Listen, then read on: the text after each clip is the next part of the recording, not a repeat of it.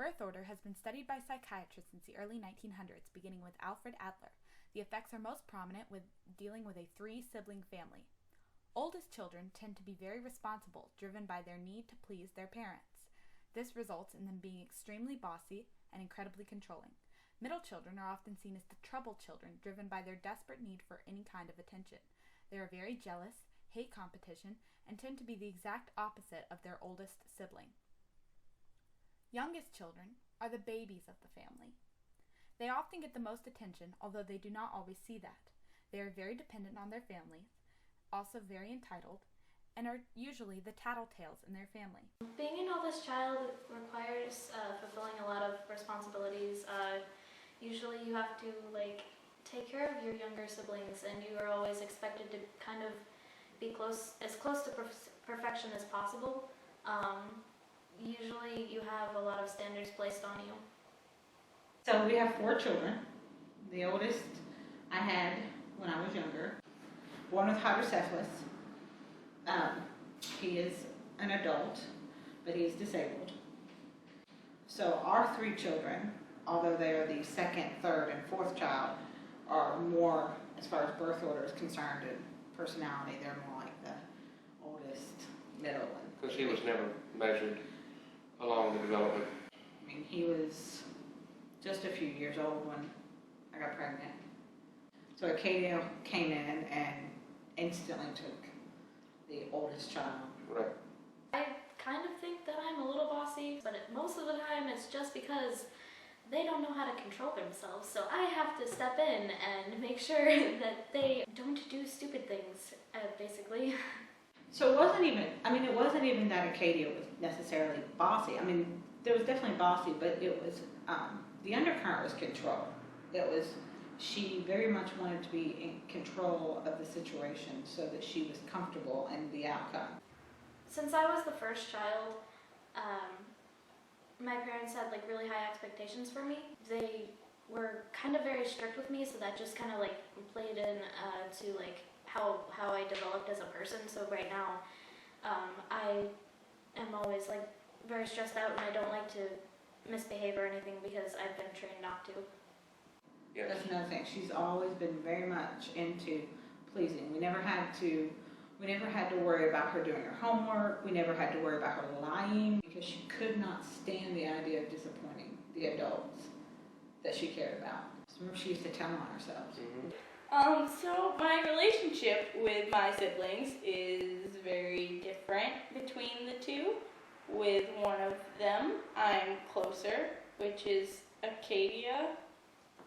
Well, she's probably the person who's closest to me. As for my sister, we're a lot closer. We do nearly everything together. One of the characteristics of Amelia, is that she's very dependent. Very, very dependent on everybody in the house. She can't do anything.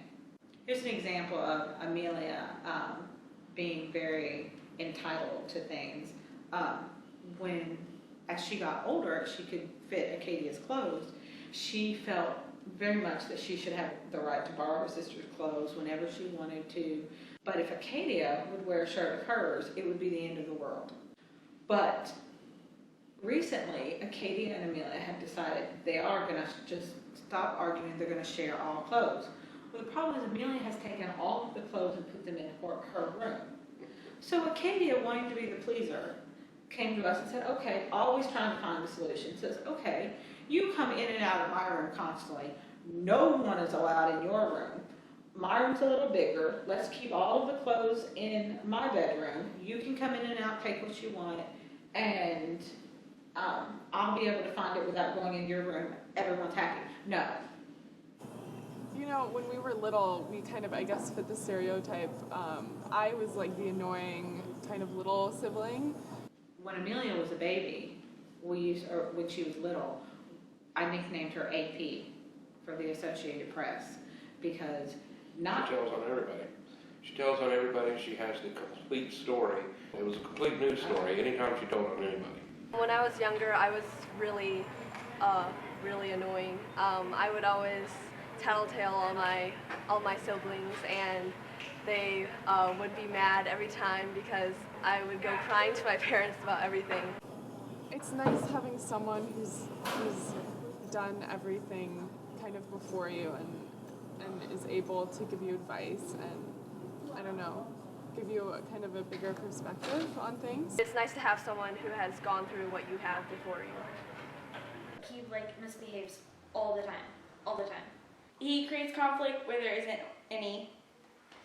For the most part, Mitchell tends to not be a very nice child, I guess. A middle child is generally someone who is, well, of course, they're the middle child, and also they tend to misbehave a lot, at least from my experience.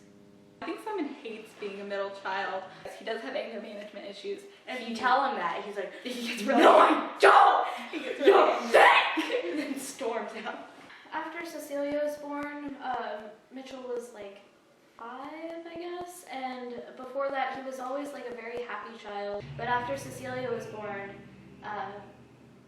Mitchell started to turn into kind of a bully. He says ridiculous stuff all the time, like way over the top, and he'll go, well, maybe if I was a baby like Amelia, you'd love me more. Yeah, and then we laugh, and it makes him angry. He, out of nowhere, said something about how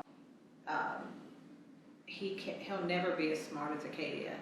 And this is out of absolutely nowhere. Why he said this, He said it for attention.